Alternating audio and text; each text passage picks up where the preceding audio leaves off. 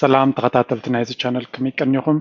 لمون خلنا تتغمنا تعبينا نياز بالكوار استعزا غريبا لخو نايلو مارستنا بزعبا جنزبن فاينانسن زملكتي كخون أرستنا يتمرتنا دما جنزب كابا متعصو أتحاحزو ياتبل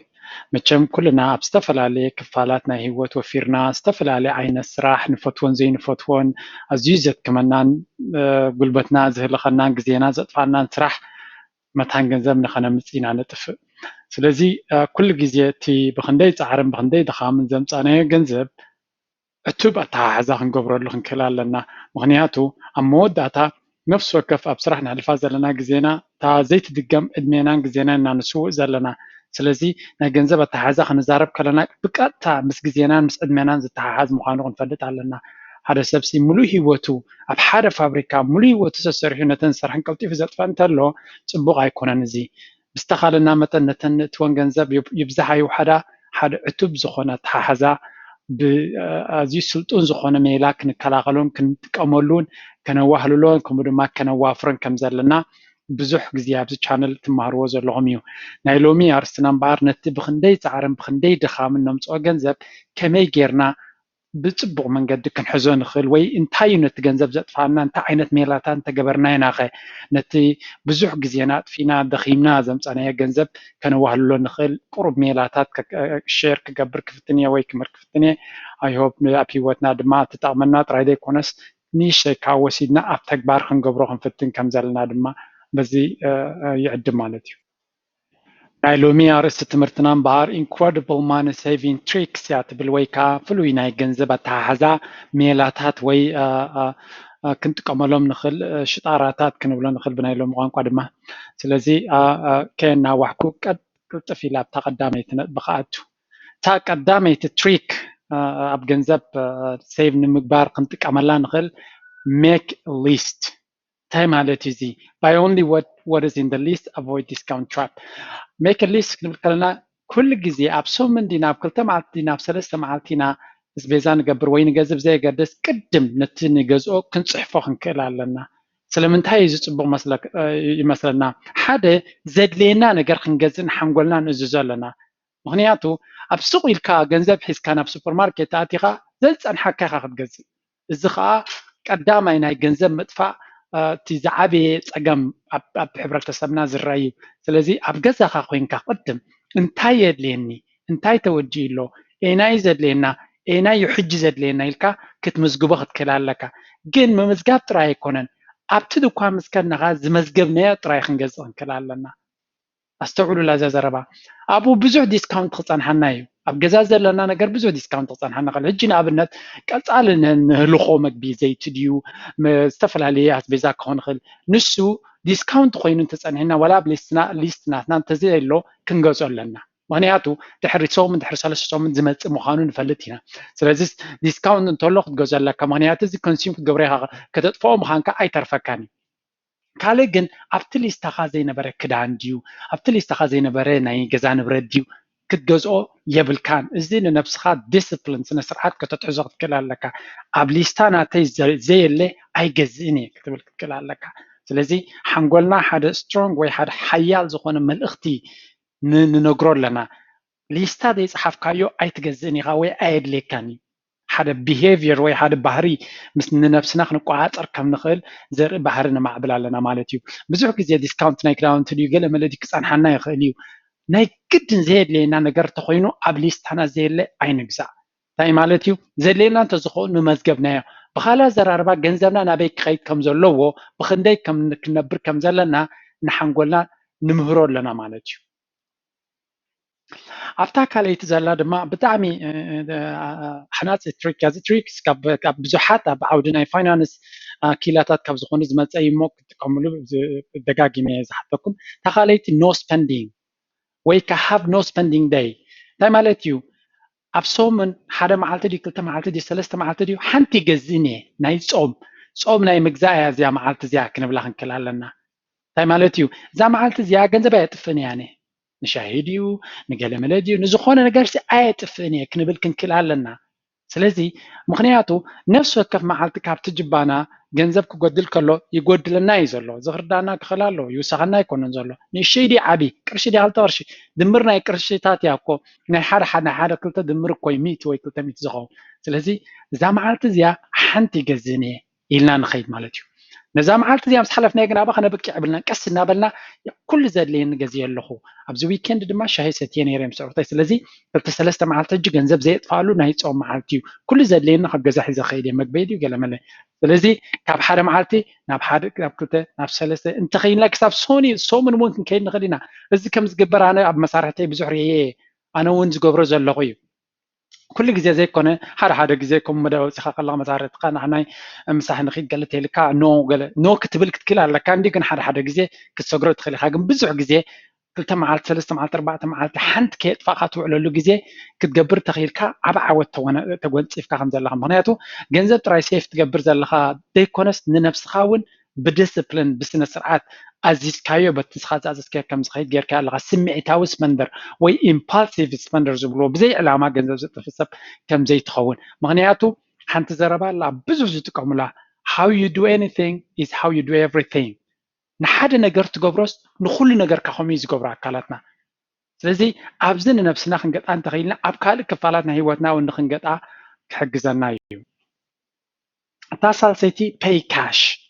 እንጂ ብዝተፈላለየ መድረክ ኣብ ዝተፈላለየ ሃገራት ዘለና ብካሽ ኢና ንኸፍል ፅቡቅ እዩ ድማ ምክንያቱ it makes you aware of how much you spending ካሽ በዚ ክሬዲት ካርድ ትኸፍል ነይር ኮይንካ ኣይርዳእካኒ ኣነ ኣብ ሂወተይ ርአየ እዚ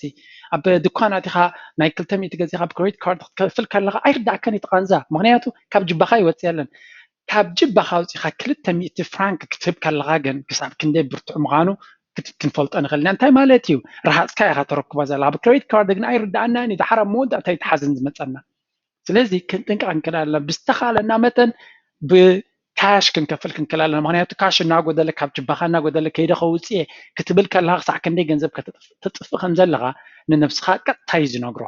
ስለዚ ንኣካላትካ ንምቁፅፃር እቲ ባህርያትካ ብግልፂ ስለ ዘርእየካ ዘሎ ካሽ ፅቡቅ እዩ ኣብ ኩሉ ነገር ዘይኮነ ኣብቲ ዓበይቲ ስፐንዲንግ ክሬዲት ካርድ ክንጥቀም ኣለና ምክንያቱ ናቱ ኣድቫንቴጅ እውን ኣለዎ ገዛ ክራይና ድዩ ገለ መለና ድዩ ብክሬዲት ካርድ ክንከፍሎ ንኽእል ኢና ወይ ብባንክ ካርድ ክንከፍሎ ንኽእል ኢና ግን እቲ ንሕሽሾ ነጥፎ ኣብ ሻሂ ኣብ ገለም ኩሉ ብዝተኻለ መጠን ብካሽ ንኽፈሎ ምክንያቱ ገንዘብና ከመይ ነውፅእ ከም ዘለና ቀጥታ ክንዝክሮ ንኽእል ኢና እታ ራብዓይቲ ፔይ ኦን ታይም እቲ ዘለና ገንዘብ ድዩ ዲል ዊት ቢልስ ኦን ታይም ዩዝ ኣውቶማቲክ ፔይመንት ሜተድ እንታይ ማለት እዩ እዚ ኩሉ እቲ ዘለና ወርሓዊ ድዩ ዝተፈላለዩ ክፋላት ክንከፍሎም ዘለና ነገራት ኣብ ግዜኦም ክንከፍሎም ክንክእል ኣለና ምክንያቱ ኣነ ኣብ ዓውዲ ፋይናንስ ስለዝሰርሕ ብዙሓት ካምፓኒታት ኣለዋ ስራሕንሲ ነቲ ዘይከፈለ ሰብ እናወሰድካ ሕጂ ንኣብነት ሓንቲ ካምፓኒ ዘይከፍሉ ሰባት ኣለዋ ነቶም ዘይከፍሉ ናትካ ኣብ ካልእ ካምፓኒ ኢኻ ትሸጦም እታ ካምፓኒ ብመክሰብ 20 ቅርሺ ክኸፍል ዝግባእ 40 ቅርሺ ከም ዝኸፍል ብምግባር 20 ቅርሺ መክሰብ ትገብር ቢዝነስ ናቶም ነቶም ዘይከፈሉ ሰባት ዝያዳ ብምኽፋል ይስርሑ ስለዚ እንታይ ማለት እዩ ኣብ ግዜና እንተደይ ከፊልና ብዙሕ መቕፃዕቲ ክመፀና ይኽእል እዩ እዚኣ ግን ሓንቲ ክፋል ናይ ፀገም እያ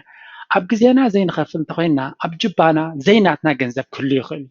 ማለት ገዛ ክራይ ድዩ ገለ መለ ዘይከፈልና ኣብ ጅባና ገንዘብ ዘለና ይመስለና እሞ ተወሳኺ ንኽነጥፍእ ይግድደና ኣሎ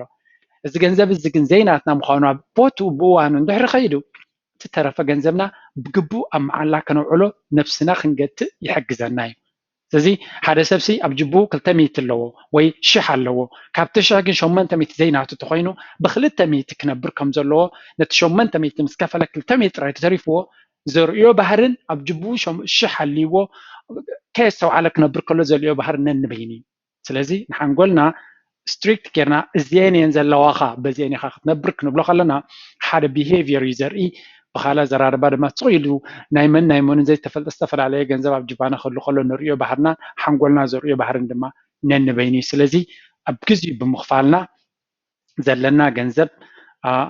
ንሓንጎልና ንእምኖ ነቲ ባህርያት ናትና ድማ ዲክቴት ንገብሮ ወይ ስርዓት ሒዙ ከም ዝኸይድ ንገብሮ ብኻልእ ከዓ ኣብ ዘይተደልየ ተወሳኺ ክፍሊት ድማ ንድሕን ማለት እዩ መበል ሓምሸይቲ ዘላ ነጥቢ ድማ ኢንቨስት ኢን ዩ ኩሉ ግዜ ትመፅእ እዚኣ ኣብ ነፍስና ሕጂ ብዛዕባ ገንዘብ ሰይብ ንዛረባ ኣለና ግን ኢንቨስት ከዓ ንዛረባ ኣለና ዝገራጩ ክመስል ይኽእል እዩ እንታይ ማለት እዩ ግን ኢንቨስት ኢን ዩ ቱ ዴቨሎፕ ዮር ስኪልስ ቱ ኤርን ሞር እንታይ ማለት እዩ ካብቲ ዘለካ ገንዘብ ገለ ክፋል ኣብ ነፍስካ ኢንቨስት ግበሮ እዚ ኢንቨስትመንት እዚ ግን ዕላሙ ብዙሕ ኣታዊ ከም ትገብር ክገብረካ ዝኽእል ማለት እዩ ኣብ ዕቤትካ ኢንቨስት ምግባር ምክንያቱ ኩሉ ግዜ ዝብላ ትትኽፈሎ ዘለካ ገንዘብ ኣብዚ ግዜ እዚ ትንኽፈሎ ዘለና ገንዘብ ኣብዚ ግዜ እዚ እሱ ኣብቲ ዕዳጋ እቲ ብቅዓትና ዘንፀባርቕ ንሱ እዩ ካብኡ ንላዕሊ እንተዝኾን ካብኡ ንላዕሊ ክንክፈል ምኽኣልና ካብኡ ንላዕሊ ብቅዓት ኣለና ንብል እንተኮይንና ግድን ኣብቲ ብቅዓት ዘለና ከይድና ዝግባኣና ክንክፈለሉ መንገዲ ከነናዲ ሓሰብ ክንብል ኣለና እንተዘየለ ነብስና ይንጠብራ እታ ንክፈላ ዘለና ሕጂ ነታ ብቅዓትና ልክዕ መዐቀን ናታሰ እቲ ዝኸፍለና ዘሎ እዚ ዓቕምካ ኢሉ ብናቱ ስታንዳርድ እዚ ዓቕምካ ኢልካ ኣሎ ንስኻ ስለ ዝተሰማማዕካ ብዝተፈላለየ መንገዲ ኣብኡ ትሰርሕ ኣለካ ስለዚ ኣብ ነፍስና ኢንቨስት ተገይርና ነቲ ክእለታትና እንተዕቢና ብርግፅ ተኣታዊና ክዓቢ ከም ዝኽእል ምክንያቱ እቲ ሕጂ ንኽፈሎ ዘለና መግለፂ ናይ ብቅዓታትና ናይ ሕጂ እንተኮይኑ እቲ ብቅዓታትና ክዓቢ እንተጀሚሩ ብኡ መንፅር ድማ ዝያዳ ክንክፈል ከም ንኽእል ካብ ንፈልጥ ኣለና ኣብዚ ሕጂ ዝተፈላለየ ሜላታት ክህሉ ይኽእል ብዙሕ ቪድዮታት እውን ገይረ ኣለኹ ከመይ ጌርና ብቅዓታትና ክንዕቢ ንኽእል ኣብ ዘርኢ ስለዚ ተኸታቲልና ነቲ ክንሪኦ ዝተፈላለየ ሓገዝ ዝደሊ ኣብ ከምዚ ኣርእስታት ብፍላይ ከመይ ጌርካ ኢንቨስት ትገብር ከመይ ጌርካ ንሂወትካ ተማዕብል ከመይ ጌርካ ገንዘብ ካብ ዝተፈላለየ ኢንቨስት ትገብሮ ኣብ ዝብል ኣርእስቲ ሓገዝ ዝደሊ ሰብ ኣብ ፌስቡክ ድዩ ኣብ ዝኾነ ወይ ብኢሜይል ክረኽበኒ ክኽእል ኣሎ ሓገዝ ክህብ ዝተፈላለየ ፕሮግራማት ገይረ ኣለኹ እታ ሻድሸይቲ ሴቭ ታይም ህይወት ግዜ እያ ግዜካ ኣይድገምን እዩ ገንዘብ ክህልወካ ክእል እዩ ገንዘብ ከተምፅኦ ክትኽእል ኢኻ ግዜ ግን ኣይድገምን እዩ ስለዚ ኢንቨስት ኦን ሰርቪስስ ቱ ሴቭ ዩ ታይም ኤንድ ኤነርጂ ሕጂ ገንዘብ ሴቭ ክንገብር ኣለና ሜላታት ነበልኩ ዳ ከመይ ጌርና ገንዘብ ናይ ምጥፋእ ይነግር ኣለኹ ኢልኩም ክትሓስቡ ትኽእሉ ኢኹም ግን ክነስተውዕል ክንክእል ኣለና ናይ ሎሚ ናይ 2 መዓልቲ ይኮነን ስትራቴጂ እዚ ኣብዚ ሕጂ ሴቭ ታይም ክንብል ከለና ንኣብነት ኣለዉ ብዙሕ ግዜ ናይ ግዜካ ዘጥፍኡልካ ስራሓት ብዙሕ ጉልበትካን ብዙሕ ግዜኻን ዘጥፍኡልካ ነዚኦም ስራሓት እዚኦም ብዝተኻለ መጠን ዋላ ብገንዘብ ዲ ብዝተፈላለየ መንገዲ ኣስሪሕካ እቲ ግዜን እቲ ሓይልን እቲ ግዜን ኣብቲ ንስኻ ከተድምዓሉ ትኽእል እንድሕር ኣውፊርካዮ ዝያዳ ክትዕወት ትኽእል ዝያዳ ገንዘብ ከተምፅእ ትኽእል ስለዚ ኩሉ ግዜ ስትራቴጂ ክህልወና ኣለዎ ኩሉ ግዜ ኩሉ ነገር በዓልና ስለዝገበርናዮ ንኸስብ ዘለና ከይመስለና እቲ ወርቃዊ ግዜና እቲ ከነድምዓሉ ንኽእል ግዜና ኣብቲ ቦቱ ጥራይ ከነውዕሎ ክንክእል ኣለና እዚኣ ከነስተውዕለላ ኣለና ብሂወት ኣብቲ ነድምዓሉ ተተዋሲና ኢና ብቕልጡፍን ብዝያዳን ክንዓቢ ንኽእል ክንዕወት ንኽእልን ስለዚ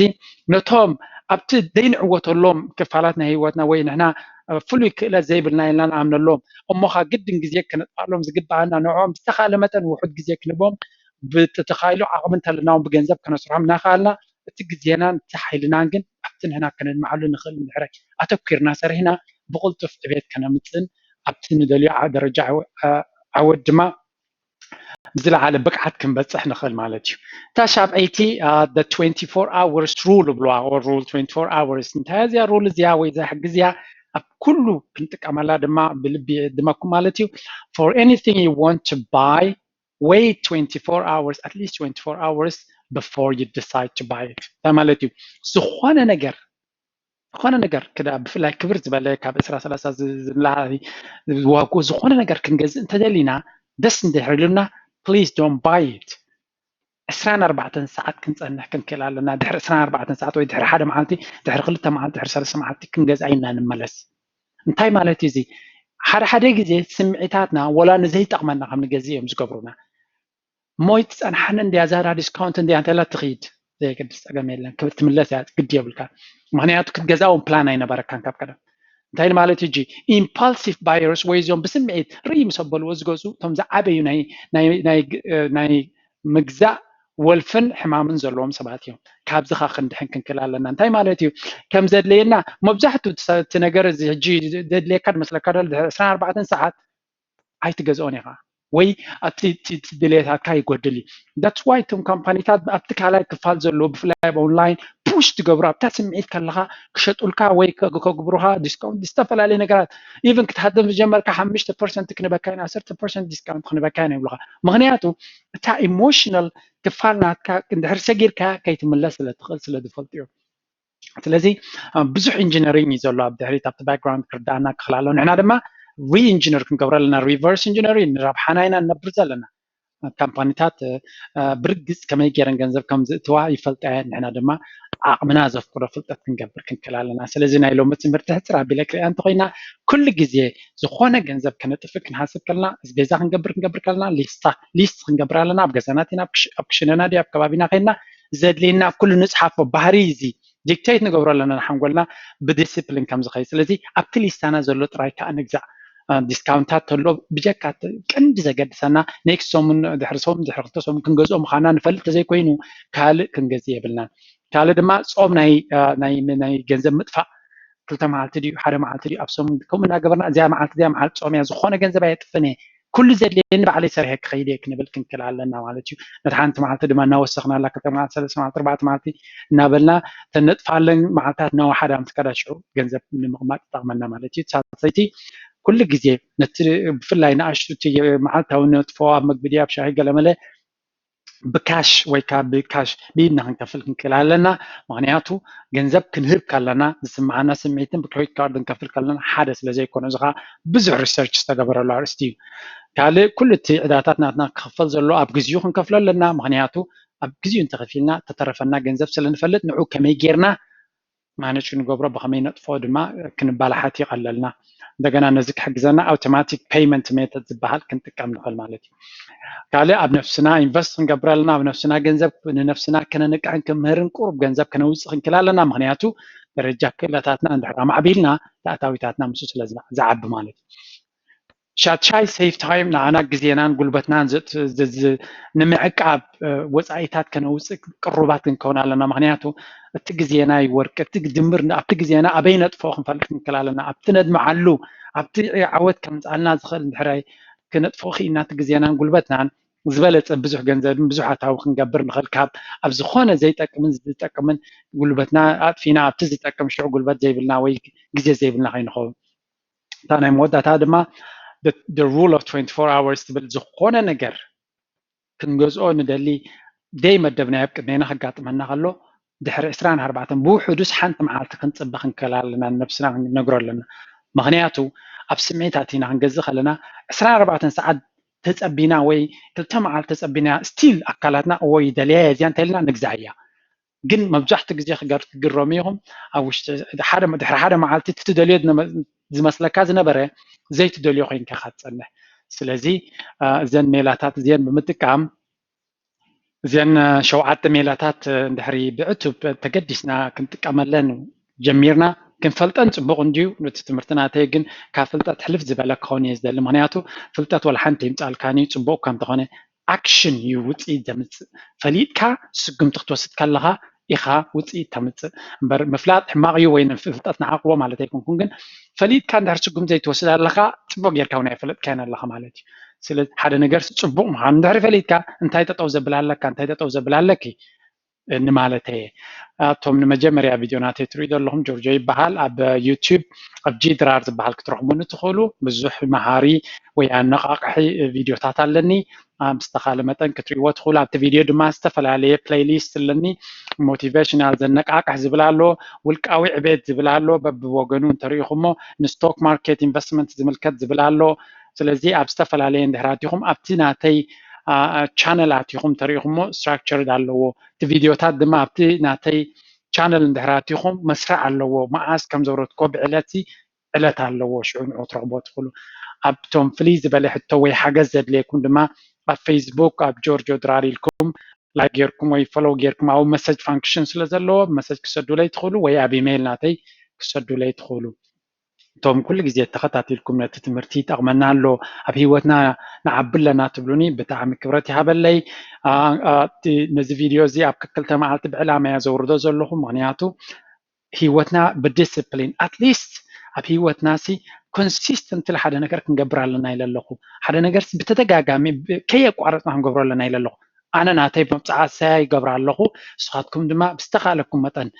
25 ደቂቃ 15 ደቂቃ ኣብ ክልተ መዓልቲ ግድን ክህልወኩም ኣሎ ንነፍስኩም ንምዕባይ ማለት እዩ ስለዚ ብኸምኡ እንድሕሪ ከድና ሓደ ፍሉይ ዝኾነ ለውጢ ክንገብር ምዃና 100% እየ ዝተኣማመን ስለዚ ናይ ሎሚ ቪድዮ ናይ ሎሚ ትምህርቲ ኣብ ዝወዲያ ኣላ ኣብ ሓፂር ግዜ ድማ ብካልእ ትምህርቲ ክመፀኩም እየ ክሳብ ሽዑ ቻው